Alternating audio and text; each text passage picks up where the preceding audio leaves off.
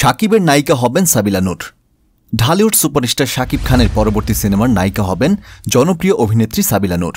এমন একটি গুঞ্জন উঠেছে সিনেমা পাড়ায়।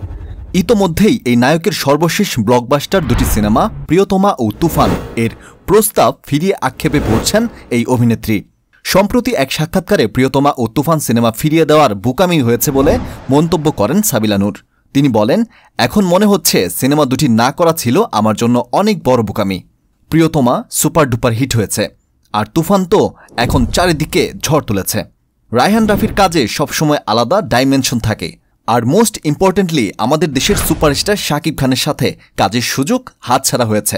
এদিকে দুটি সিনেমাই কেন ফিরিয়েছেন এমন প্রশ্নে প্রিয়তমার কারণ জানালেও তুফান নিয়ে খোলাসা করে কিছু বলেননি সাবিলা।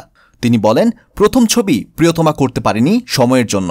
তারা যে সময় আমার শিডিউল চেয়েছিলেন তার আগে থেকেই অন্য শিডিউল দেওয়া ছিল, আর তুফান নিয়ে এখন বেশি কিছু বলতে চাই না।